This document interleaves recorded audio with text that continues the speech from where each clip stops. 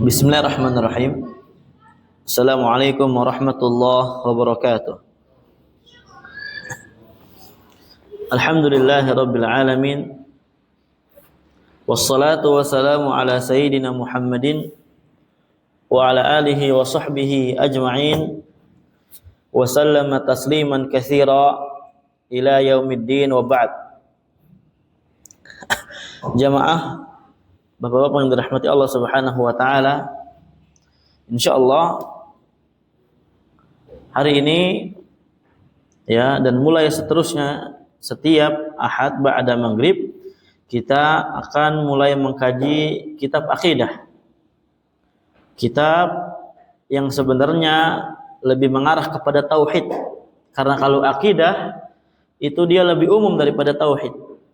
Mencangkup rukun iman, akidah itu. Dan cabang-cabang daripada rukun iman. Adapun tauhid dia lebih khusus kepada iman kepada Allah Subhanahu wa taala.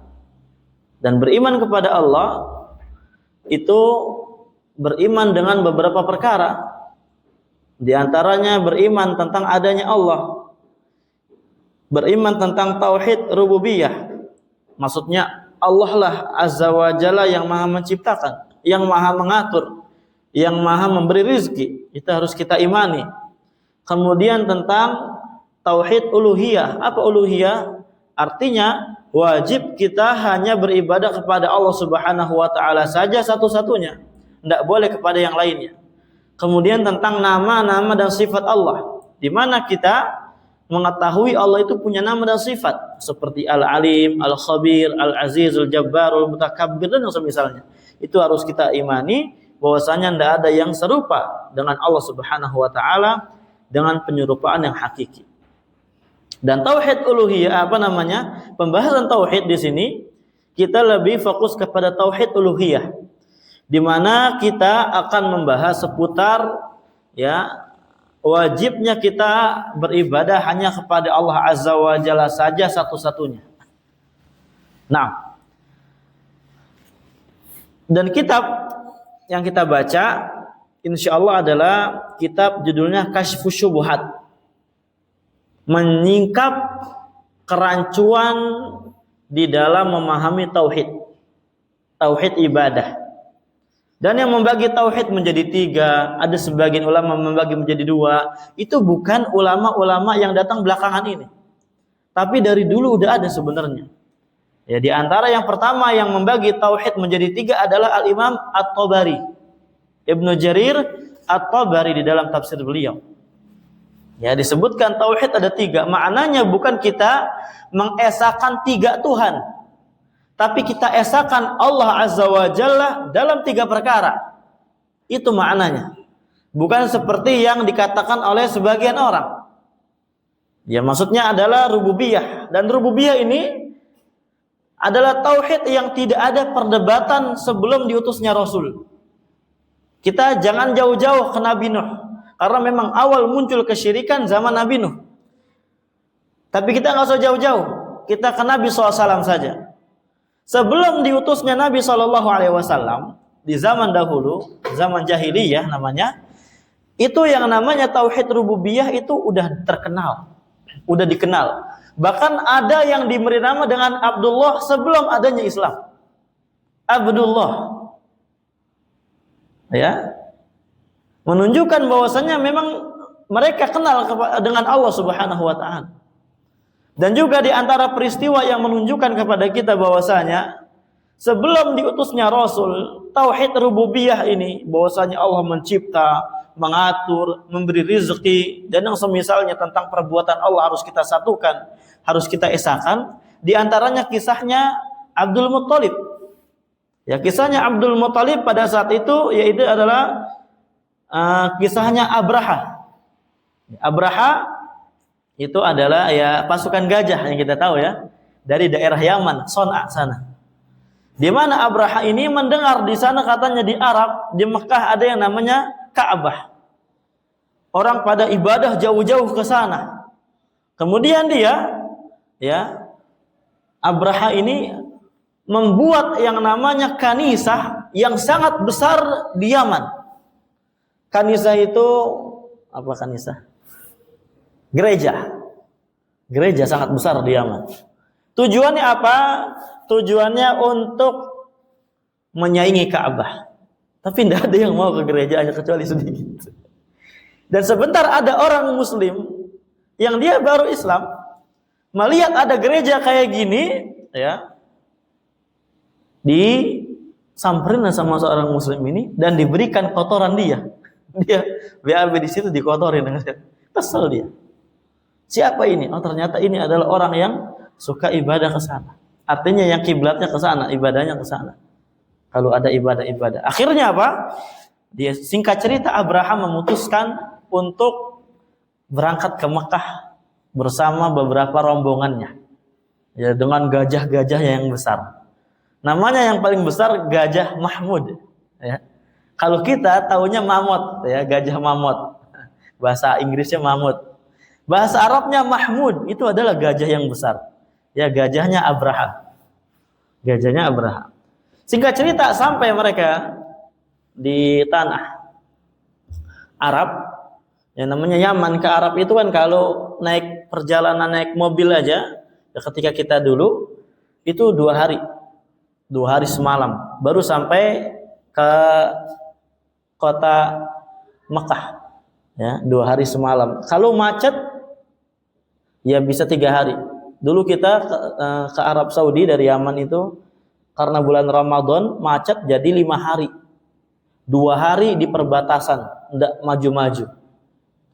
Sehari semalam hampir seharian kita enggak tidur. Ya Allah, itu perjuangan teman-teman Indonesia ya yang mau ke Arab Saudi. Ketika kita ke sana ya kalau enggak macet 2 hari itu naik bis gitu kan. Dan pada saat zaman sekarang ini jalanan enak gitu kan. Jalanan enak, enggak ada gajurgannya di sana tuh. Enggak ada lampu merah. Laju. Itu 2 hari. Ya mungkin kalau naik gajah enggak tahu berapa. Dihitung saja. Sampai di tengah tanah Arab, ya terutama ke daerah Mekah ini, Hijaz, orang-orang pada takut melihat rombongan apa? Melihat rombongan gajah. Ketika sampai sana, ini Abraham membuat kerusuhan, kericuhan. Setiap ada hewan segala macam apapun disita. Orang-orang pada kabur ke gunung. Kemudian sampai di dekat Ka'bah, ada unta disita, ternyata itu untanya Abdul Muthalib. Nah, Abdul Muthalib dicari-cari sama Abraha ini. Mana Abdul Muthalib? Awalnya ya Abraha ini mencari dengan segan. Karena pembesar Quraisy katanya. Pembesar Quraisy kemudian yang punya Ka'bah, gampangnya gitulah ya, yang menguasai Ka'bah. Ketika itu ya Abdul Muthalib turun tangan, ya menghadang mereka. Kemudian ketika menghadang mereka, ya saya adalah Abdul Muthalib. Ketika ya dihadang, dipikir Abraha ini mau halang untuk jangan menghancurkan Ka'bah, untuk jangan menghancurkan tempat ibadah, jangan. Ya ternyata apa? Ketika Abdul Muthalib menghadang, karena unta di antara yang disita di situ ada untanya Abdul Muthalib. Abdul Muthalib hanya minta unta dari Abraha. Itu adalah unta-unta saya, ya. Balikan unta saya. Loh. Abraha langsung apa? Langsung tidak segan lagi dengan Abdul Muthalib. Loh, kok unta yang ditanyain? Bukannya malah ngurusin Ka'bah. Makanya ditanya, kenapa kamu tanya unta? Kenapa tidak kamu urusin Ka'bah ini? Tidak kamu menghalangi kita untuk Ka'bah ini? Kata Abdul Muthalib, adapun unta itu adalah punya saya. Saya tuannya unta itu. Adapun Ka'bah maka dia punya tuannya. Ya, punya yang menjaga sendiri, bukan saya. Barulah ya, setelah itu Abraha melanjutkan dan Abdul Muthalib minggir, Abraha melanjutkan. Ketika melanjutkan, ini tiba-tiba Mahmudnya apa? Enggak mau gerak. Enggak mau gerak. Disuruh paksa maju lagi dikit, enggak mau gerak. Gitulah ajaib gitu ya. Singkat cerita, hancurlah mereka ya dengan azab Allah Subhanahu wa taala. Kesimpulannya, syahidnya di sini adalah di mana Abdul Muthalib menetapkan adanya Allah Subhanahu wa taala, tauhid rububiyah. Dan tidak ada yang namanya perdebatan antara orang-orang musyrikin dengan Nabi SAW dalam tauhid ini, enggak ada. Makanya orang-orang musyrikin ketika ditanya di dalam banyak ayat, kalau kita baca Al-Qur'anul Karim, wala in sa'altahum man khalaqas samawati wal arda la yaquluna khalaqahunna al-azizul alim. La yaquluna Allah, la yaquluna khalaqahunna Allah. Banyak ayat-ayat begitu. Banyak sekali ayat-ayat yang berbicara dengan demikian. Ketika kamu tanya kepada orang-orang musyrik, wahai Muhammad, siapa yang ciptakan langit bumi? Siapa yang menghidupkan? Siapa yang mematikan? Siapa yang akan nanti membangkitkan? Apa kata mereka? Semua adalah Allah. Ini miliknya Allah. Ini yang ciptakan Allah. Mereka menetapkannya. Dan mereka bertauhid dalam rububiyah ini. Tapi tidak membuat mereka menjadi muslim. Tetap mereka musyrik. Tetap mereka apa? Musyrik. Nah, tauhid yang kita bahas ini tauhid uluhiyah. Tauhid seputar ibadah yang mana banyak sekali orang itu yang terjatuh di dalamnya. Di dalam kesyirikan. Di dalam kesyirikan, yang mana tauhid ibadah ini atau tauhid uluhiyah kita namai adalah tauhid yang memfokuskan pembahasan pada bagaimana kita mengesahkan Allah Subhanahu wa taala dengan ibadahnya. Dan ibadah soalnya banyak, harus kita esahkan. Dan tujuan kita diciptakan di dunia ini adalah untuk beribadah, mentauhidkan Allah Subhanahu wa taala. Dan disinilah tauhid uluhiyah inilah yang banyak dan sangat dahsyat perdebatan para nabi, para rasul dengan umat-umatnya. Di antaranya Nabi Muhammad SAW. Ketika berdakwah, ya Nabi sebelum berdakwah, Masya Allah, digelari dengan Al-Amin, yang sangat terpercaya. Digelari dengan pemuda cerdas. Semua gelar yang baik digelari ke Nabi SAW. Tapi ketika Nabi SAW telah mendapatkan wahyu, terutama tentang kerasulan, wahyu tentang kerasulan. Kalau nubuah ya tentang ayat surat Al-Alaq itu belum disebut dakwah. Awal-awal di Gua Hira ya, berdiam diri, tiba-tiba ada yang mendekat. Iqra, kata Jibril. Ma'ana biqari, kata Nabi, saya tidak bisa baca. Iqra, ma'ana biqari. Ngeri Nabi SAW. Tiba-tiba lagi di goa ada yang ngikep. Gitu. Kita aja kalau tiba-tiba di goa ada yang penampakan ngeri, itu tiba-tiba ada yang meluk kencang. Oh, gimana nggak serem gitu kan? Tiba-tiba Jibril mengatakan, Iqra bismi rabbikal ladzi khalaq. Langsung Nabi ikutin sampai 5 ayat. Agak lama barulah ya, di mana pada saat itu Nabi SAW terus setelah adanya wahyu tersebut masih tetap uzlah. Uzlah itu menyendiri, beribadah dengan agamanya Nabi Ibrahim. Menyendiri, dia berdoa di dalam Gua Hira terus gitu kan. Disitulah baru ketika suatu waktu dari Gua Hira perbekalan habis, ingin pulang ke rumah, turun gunung, disitulah ada yang manggil, ya Muhammad. Nabi nengok kiri tidak ada, ya Muhammad, nengok kanan enggak ada. Dipanggil terus Nabi SAW. Kalau tadi awal ini Jibril ketika nurunkan surat Al-Alaq itu menjelma menjadi makhluk yang biasa, ini kali ini ketika diutus Nabi SAW menjadi Rasul dan membawakan surat yang menunjukkan tentang kerasulan Nabi SAW, Jibril menampakkan bentuk aslinya. Ya Muhammad, dipanggil terus.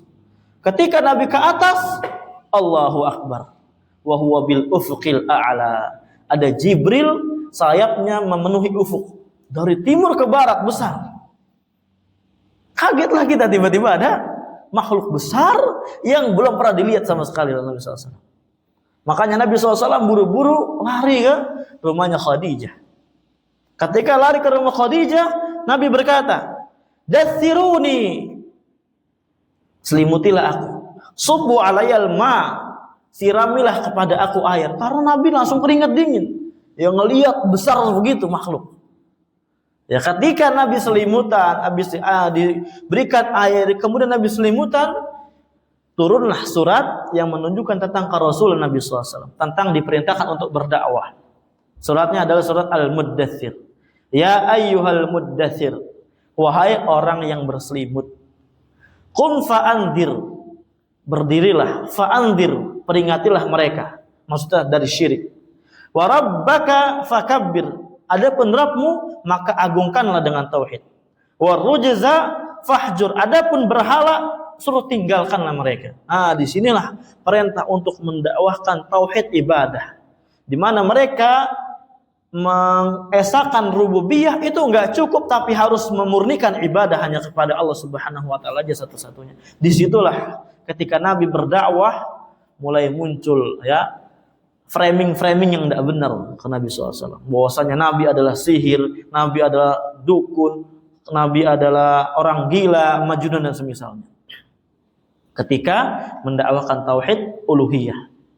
Makanya ketika Nabi SAW berkata kepada orang-orang Arab, qulu la ilaha illallah tuflihu. Katakanlah la ilaha illallah, niscaya kalian akan beruntung. Ketika ada orang Arab, orang kafir mendengar, apa kata mereka? Aja'alal alihata ilahan wahidah. Apakah mereka mau menjadikan Tuhan yang banyak yang kita sembah ini menjadi satu, yaitu Allah? Inna hadza la syai'un ujab. Sesungguhnya ini adalah perkara yang sangat aneh, kata mereka. Mereka enggak terima ketika diperintahkan untuk beribadah hanya kepada Allah saja satu-satunya. Sebagaimana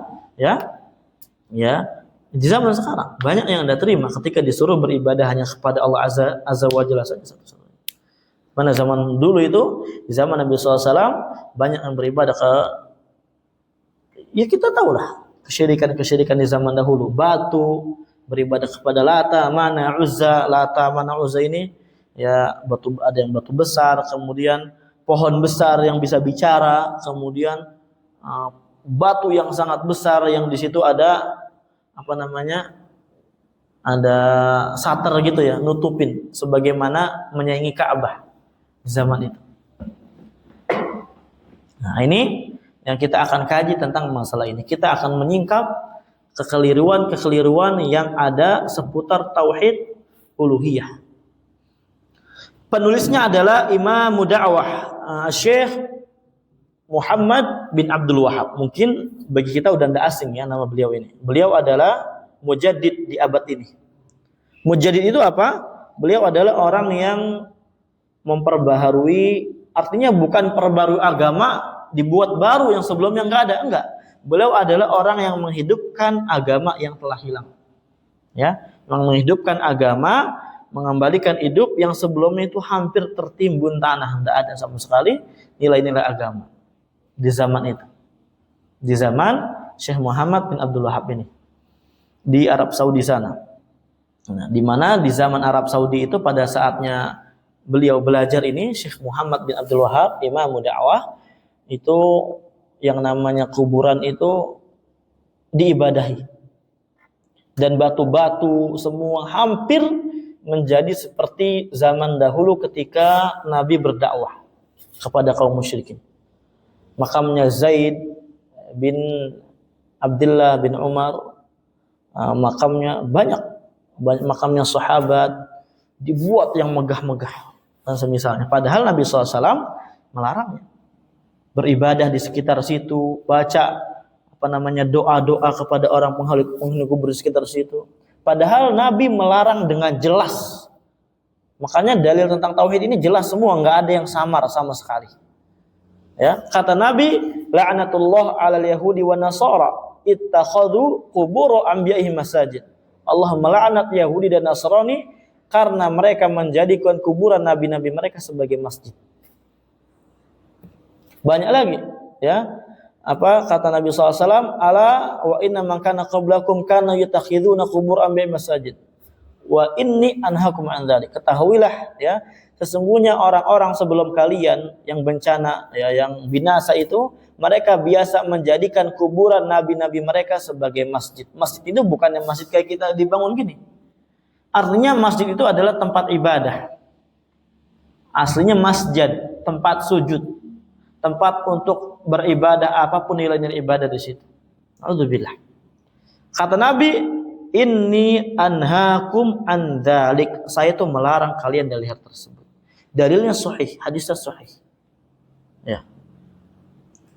Dan juga yang menunjukkan bahwasanya perkara tidak bolehnya kita untuk berbuat syirik demikian, ke kuburan, katanya orang soleh dan yang semisalnya. Tidak ada satupun para sahabat Nabi ketika Nabi meninggal itu ke makam Nabi, nggak ada satupun. Kalau niscaya ada, kalau seandainya ada dan disyariatkan, niscaya akan ramai berbondong-bondong ke kuburan Nabi SAW. Karena Nabi adalah orang yang paling soleh, yang paling pantas untuk dipinta. Kalau misalkan ada, kalau boleh. Tapi nggak ada sama sekali. Ini kerancuan di dalam memahami tauhid ibadah sebagaimana orang-orang musyrikin zaman dahulu. Dan yang paling banyak di zaman sekarang adalah orang Syiah biasanya. Syiah Rafidhah di Iran sana. Ya, kuburannya Ali segala macam dijadikan megah. Itu orang Syiah. Syiah ini bukan Islam ya. Syiah ini adalah kelompok bukan Islam. Jelas karena mereka meragukan Al-Quran itu belum lengkap. Meragukan Al-Quran yang sekarang kita gunakan katanya belum lengkap. Dan yang semisal. Mereka orang-orang yang sangat sering mentakwil, artinya menyelewengkan makna-makna yang ada dalam Al-Quran dengan makna yang seenak jidat yang mereka inginkan. Na'udzubillah. Insyaallah kita akan baca dan kita akan ulas seputar syubhat-syubhat, kerancuan-kerancuan yang banyak disalahpahami oleh banyak orang di zaman sekarang. Nah, supaya kita memahaminya dengan baik dan benar. Karena pelajaran akidah ini, ya rahimakumullah, ada pelajaran sangat penting. Kenapa penting? Karena akidah para ulama salaf itu satu. Ya, salaf itu apa? Salaf itu ya sahabat, tabi'in, tabi'ut tabi'in, itu cuma satu. Mereka mazhabnya banyak, beda-beda, tapi akidahnya cuma satu. Yang membuat mereka bersatu itu bukan mazhab. Yang membuat mereka bersatu bukan mazhab, tapi akidah. Karena kalau mazhab itu banyak sekali mazhab, enggak cuma 4. Ya, 4 ini adalah mazhab yang mu'tamad, yang dibukukan, yang menjadikan rujukan, ya, rujukan orang-orang yang ada zaman sekarang. Adapun kalau kita melihat sebelum mereka, itu banyak sekali mazhabnya As-Sauri, mazhabnya Bukhari, mazhabnya Al-Laits, banyak sekali mazhab. Mereka karena fikih ini longgar, perkaranya ijtihad, perkaranya luas. Ya, para ulama mujtahid mereka memiliki akal mereka masing-masing di dalam menghukumi sesuatu perkara. Karena fikih itu memang menggunakan akal.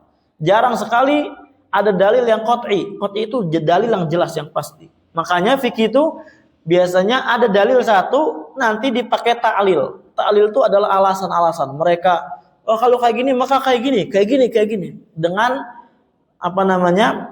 ilmu-ilmu alat yang memadai dari bahasa Arab, usul fikih, kaidah fikih, usul tafsir dan yang semisalnya. Itu masalah fikih. Mereka tidak bersatu masalah itu. Sebagaimana Imam Syafi'i, Imam Ahmad, Imam Syafi'i murid Imam Malik tapi punya mazhab sendiri. Ya. Imam Ahmad murid Imam Syafi'i punya mazhab sendiri. Ya. Imam Bukhari muridnya Imam Malik, tapi Imam Bukhari tidak bermadzhab dengan mazhab Imam Malik. Dan yang semisalnya banyak. Tapi kenapa mereka bisa bersatu? Jawabannya adalah akidah. Akidah. Yang menyatukan mereka adalah akidah dan tauhid. Dan kenapa kita bisa berpisah dengan orang Syiah? Tauhidnya, akidahnya tidak bersatu. Kenapa kita bisa berpisah dengan orang-orang yang dia itu sesat seperti LDI dan semisal? Akidah. Ya. Kelompok sesat kalau di Indonesia ini, ya, kalau kita lihat sangat banyak. Pengikutnya yang kemarin bisa bahasa kucing, bahasa semut, yang makoli-makoli itu. Itu apa sih yang membuat kita tidak satu? Akidahnya, bukan yang lain-lain. Adapun masalah fikih, madhab, itu bebas aja. Kita mau Syafi'i kah, mau Hanbali, Maliki, apa, bebas. Kita tidak boleh keras di situ. Makanya anak terkadang suka lucu, tertawa sendiri. Sebagian orang itu terlalu keras dalam masalah fikih. Masalah kunut misalkan ya. Saya nggak mau sholat sama dia mah kunut. Imam Ahmad sholat di belakang Imam Syafi'i. Imam Syafi'i kunut, Imam Ahmad kunut, padahal mengatakan bid'ah kata Imam Ahmad. Itu sekelas Imam Ahmad mengatakan kunut itu bid'ah, tapi masih ngikutin. Bahkan Syekhul Islam berkata di dalam kitab beliau, ya, yanbaghi lil ma'mum an yuwattina an yattabi' imamahu fi mas'alatil ijtihadiyah. Seyogianya bagi seorang makmum ketika sholat, dia itu mengikuti imamnya dalam masalah ijtihadiyah, bukan masalah-masalah usul, masalah ijtihad yang di dalamnya ada ranah seorang mujtahid untuk berpendapat, ada khilaf yang mu'tabar diakui para ulama, seperti kunut misalkan. Ya, ini Syekhul Islam mengatakan seperti kunut. Syekh bin Baz, Syekh Utsaimin, kalau imam kunut, kita kunut, enggak usah kita enggak angkat kunut, enggak apa-apa. Aminkan, kata Imam Ahmad, aminkan, kata Imam Ahmad. Iya. Karena masalah fikih itu longgar.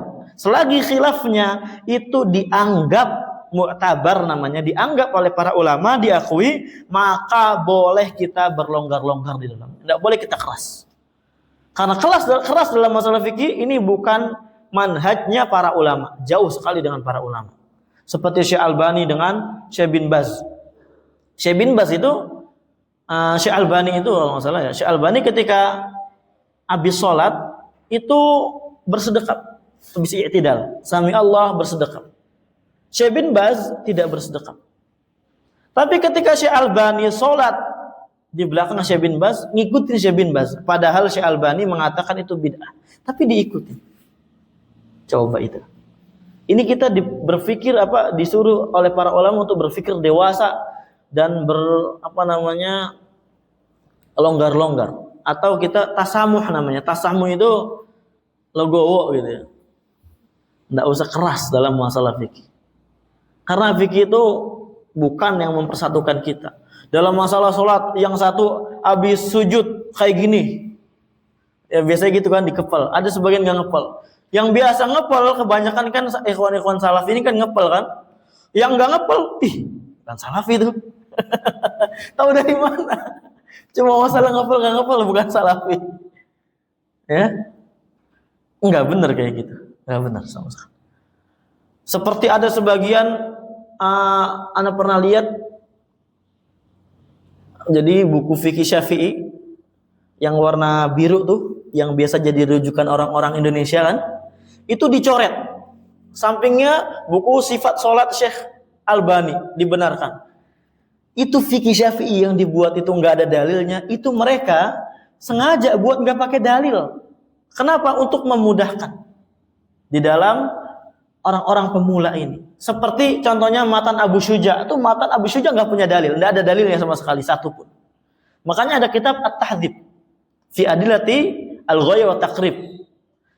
Kitab ini adalah kitab Matan Fikih Syafi'i. Disyarah dengan syarah kurang lebih maknanya adalah dalil-dalil yang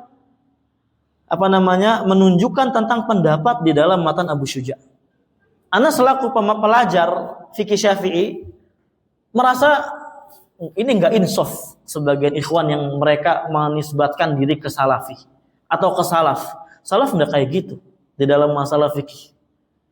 Mereka tuh lebih leluasa, biasa. Ada pun khilaf secara bebas aja. Ada yang ruku ketika sujud kaki duluan apa tangan duluan, bebas. Itu apalagi perkara gitu kan al-amr wasi' kata para ulama, perkaranya luas. Kecuali pala duluan, itu yang jadi masalah. Yang jadi masalah ketika pengen sujud kepala duluan itu. Karena sakit ya. Nggak mungkin bisa ya. Setelah mau kaki, dengkul dulu atau tangan nggak apa-apa. Ya, dan yang lain-lain banyak sekali. Ya.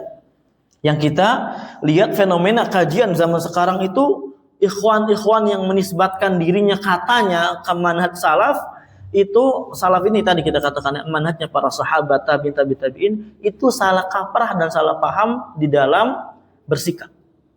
Yang harusnya keras dalam masalah tauhid, masalah akidah, malah keras dalam masalah fikih. Enggak sama sekali. Itu bukan metodenya para ulama. Jangan kita terlalu keras. Hatta masalah ya, ana bawakan di sini, masalah cingkrang dan enggak cingkrang. Itu para ulama khilaf. Memang yang paling rojih adalah enggak cingkrang, cingkrang yang paling rojih. Ini sesuai mazhab yang 4 dengan dalil yang ada dan jumhur para ulama. Gitu. Tapi kita nggak boleh mengambil prinsip seorang salafi atau tidak salafi dengan celana cingkrang atau nggak cingkrang. Sebagian mengatakan, ya, baru ngaji biasanya gitu. Ada orang masuk masjid ngelihat jenggotnya dulu, ada nggak jenggotnya? Kalau udah ngelihat bawahnya dulu, ini cingkrang nggak? Dari mana itu? Nggak ada sama sekali ajarannya. Yang membuat mereka mengikut salafi atau nggak mengikut salaf adalah akidah, bukan madhab. Hatta jenggotnya dicukur pun nggak mengeluarkan dia dari akidah Ahlussunnah wal Jamaah. Nggak mengeluarkan dia. Bahkan Syekh Saleh Al-Syekh, ini beliau imam, artinya al-alamah. Beliau keturunannya, cucunya Syekh Muhammad bin Abdul Wahab yang kita akan kaji bukunya. Itu jenggotnya dicukur. Ya bukan berarti besok kita cukur jenggot, bukan. Tapi ini kita disuruh oleh para ulama untuk melihat bagaimana para ulama bersikap dalam masalah akidah dan bagaimana semestinya kita untuk bersikap di dalam masalah fikih. Dalam masalah bukan asal, bukan usul. Jadi jangan bermudah-mudahan di dalam masalah ini bukan salafil. Enggak boleh kayak gitu. Enggak boleh. Walaupun kalau anak ditanya, apa hukumnya gini, nggak boleh anak jawab. Tapi nggak boleh kita juga di dalam menghukumi person per person orang, dia berarti belum menjadi ahlus sunnah karena dia jenggotnya nggak ada. Misal gitu ya, nggak ada kayak gitu sama sekali ajarannya. Wallahi nggak pernah anak temui selama anak belajar. Ya. Sebagian syekh itu dicukur jenggotnya di Arab Saudi sana. Ada sebagian syekh ditanya, kenapa syekh mencukur jenggot? Saya tahu ini haram, tapi ini nafsu, saya nggak bisa untuk menghalangi nafsu saya. Kebiasaan di keluarga saya kayak gini. Apa kita masih mau keluarkan dari Ahlussunnah? Oh, Syekh Al-Syekh nggak bisa. Beliau, masya Allah, Syekh Saleh Al-Syekh ini imam. Artinya al-alama besar beliau ilmunya. Beliau termasuk ya yang menurunkan ilmunya Syekh Muhammad bin Abdul Wahab yang kita kaji kita. Nggak bisa kayak gitu. Nah, jadi makanya kita belajar akidah yang benar supaya kita itu boleh keras di dalamnya, tapi juga tidak boleh kita serampangan. Artinya kita harus betul-betul pegang prinsip akidah yang benar, yang keras, yang kokoh artinya, dan kita nggak boleh lembek dalam perkara akidah. Nggak boleh kita udahlah toleransi, enggak ada toleransi. Tapi kalau masalah fikih silahkan tafadhol. Dan banyak masalah fikih ya, sebagian ikhwan yang salafi ini mereka tuh salah paham dan salah kaprah. Ya, kita katakan salah paham, salah kaprah karena mereka apa? Karena mereka kajiannya hanya tematik sebagiannya, atau sebagiannya salah ustadz, atau sebagiannya kajiannya bukan tematik doang, malah sebulan sekali.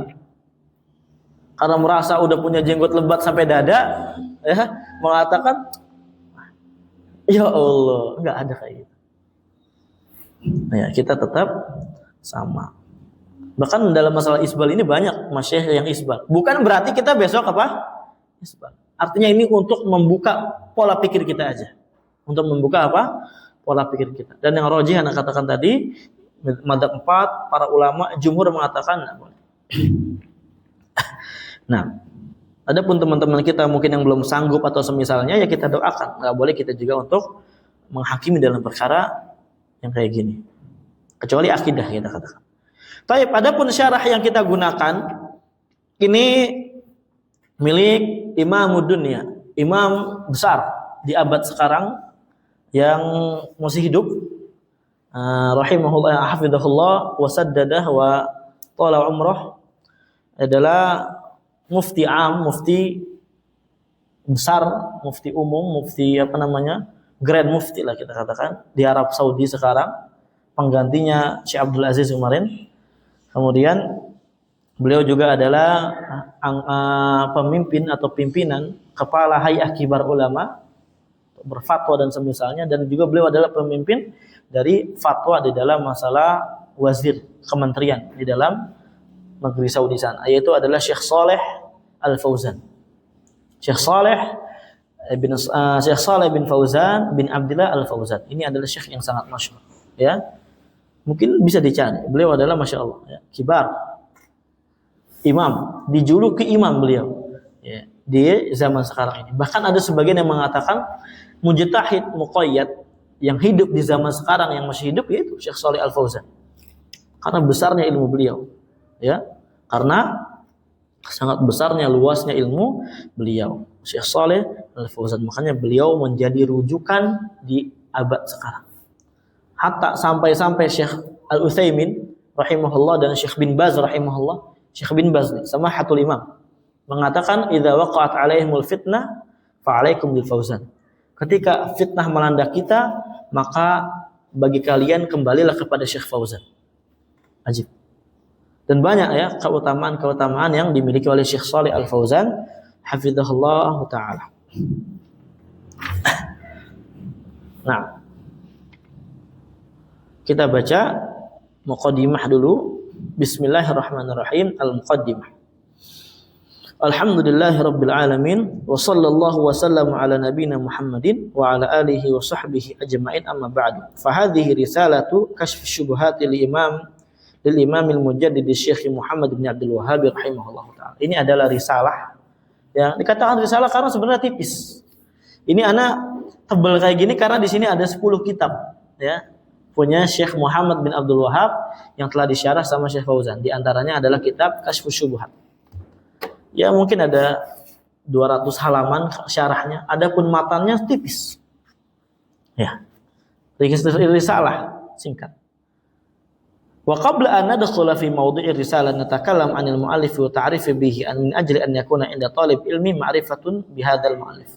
Sebelum kita masuk kepada penjelasan risalah ini, kita sedikit akan berkenalan tentang penulis kitab ini supaya kita tahu siapa sih penulis kitab ini. Karena kalau udah tahu kan insya Allah kita semakin bisa untuk mengagungkan. Bukan mengagungkan dalam artian kayak mengagungkan Allah. Artinya kita betul-betul ya menghormati. Tahu kedudukan beliau ini. Syekh Muhammad bin Abdul Wahhab ini. Wa tariqati fi da'wati, dan juga supaya kita mengetahui bagaimana cara berdakwahnya beliau. Li'anna hadha minal umuril muhimma fi ma'rifatil a'immati wa du'ati ila Allah wa ma'rifati sya'nihim wa da'wati min ajli an yasira tullabul ilm ala nahjihim wa yaqtasiba min sayratihim wa yaqtadau bihim. Nah, karena ini adalah perkara-perkara yang sangat penting. Ya, di antara perkara yang sangat penting, yaitu apa? Kita mengetahui imam-imam dan para dai yang menyeru kepada Allah Subhanahu wa taala. Mengetahui bagaimana nasyatihim, tumbuhnya mereka, bagaimana dakwahnya mereka, supaya apa? Supaya para penuntut ilmu itu bisa berjalan sebagaimana caranya mereka, supaya bisa mengambil sirahnya mereka, kehidupan mereka, dan bisa mengikuti mereka sebagai qudwah. Nah, fahuwa syekhul imamul mujaddidu syekhul Islam. Beliau adalah syekh al-imam, dan sangat layak beliau dikatakan imam karena sangat besar ilmu beliau ya. Ini ana rasa ya sebagian kita mungkin udah pernah mendengar biografi beliau karena beliau ini sering dikaji kitab-kitabnya di Indonesia, penulis kitab tauhid ya. Konon katanya kitab tauhid ini beliau tulis di perjalanan ya, di perjalanan ketika beliau itu dihalangi dakwah atau beliau ingin lagi berjalan kemana gitu, perjalanan atau lagi belajar ilmu agama. Jadi setiap melihat ada kasus kesyirikan ditulis. Tulis sampai 67 bab adanya kitab tauhid. Insyaallah nanti setelah kitab ini ya kita kalau enggak ke kitab Masail Jahiliyah, kita langsung ke kitab tauhidnya beliau. Nah, wafaqallahul jami'. Beliau adalah al-mujaddid ya, kita katakan mujaddid itu adalah tadi orang yang menghidupkan yang telah mati dari agama ini. Bukan maknanya adalah memperbarui agama yang sebelumnya enggak ada, enggak. Karena agama enggak butuh perbaruan. Karena agama udah sempurna. Al-yauma akmaltu lakum dinakum. Pada hari itu hari Haji Akbar Arafah. Ya. Saya telah sempurnakan bagi kalian kata Allah agama untuk kalian. Agama Islam sudah sempurna. Enggak butuh yang namanya tambah-tambahan lagi. Syekhul Islam, beliau adalah syekhnya umat Islam ini. Ya. syekh tentang agama Islam. Artinya beliau di dalam Islam ini menjadi syekh, baik di dalam fikih, di dalam akidah, di dalam yang lainnya. Karena memang ilmu beliau itu bukan cuma dalam masalah akidah, dan beliau tulisannya bukan cuma tulisan akidah, tauhid, ya. Dan beliau tuh tidak seperti yang sebagian orang tuduh, bahwasanya beliau ini adalah orang yang punya mazhab baru, bawa-bawa mazhab. Enggak, beliau itu mazhabnya adalah Hanbali, pengikut Imam Ahmad bin Hanbal. Kalau kita lihat dalam kitab beliau, Syurutus Shalah wa Arkanuha wa Wajibatuha, kita akan tahu jelas mazhabnya beliau adalah Hanbali. Ya, mengikuti mazhabnya Imam Ahmad bin Hanbal. Dan sekali lagi beliau juga adalah bukan orang yang sebagaimana digemborkan oleh sebagian orang adalah khawarij yang suka menumpahkan darah kaum muslimin. Tidak sama sekali. Makanya Saudi sekarang ini pengikutnya Muhammad bin Abdul Wahab katanya gitu. Karena suka ya kayak gitu. Kayak Muhammad bin Abdul Wahab gitu. Mengkafirkan, suka membunuh kaum muslimin, menumpahkan darah kaum muslimin. Sekarang kita tanya, apakah ketika orang umroh 14 hari habis itu nggak balik lagi? Balik lagi. Ya. Anda ada satupun jamaah umroh yang dibunuh di sana. Katanya Arab Saudi ini ngikutin Muhammad bin Abdul Wahab. Ya, suka menumpahkan darah. Nggak ada sama sekali. Itu cerita bohong. Ya. Buktinya banyak orang Indonesia yang suka bolak-balik. Ya, yang suka apa? Bolak-balik ke Arab Saudi dan masih selamat. Bahkan pelayanannya sangat masya Allah di sana. Iya. Ya, mungkin azan dulu.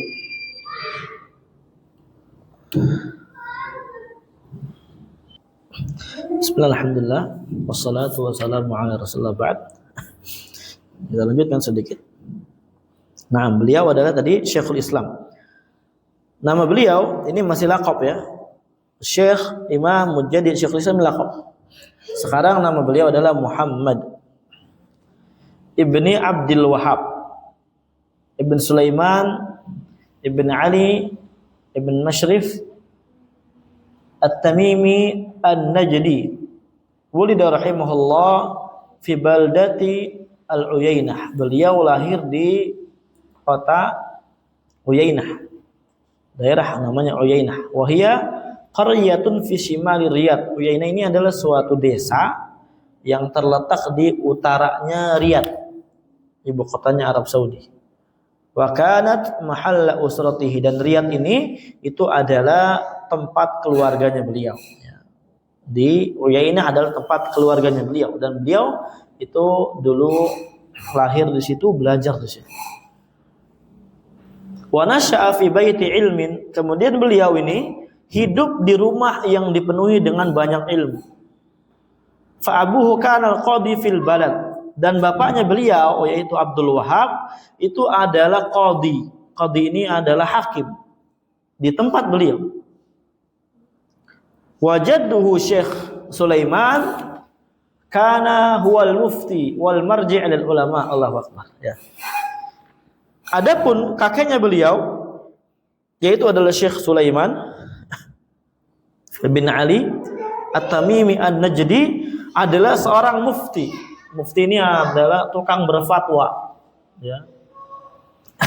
Tukang berfatwa, kapan ada orang bertanya beliau yang menjawab.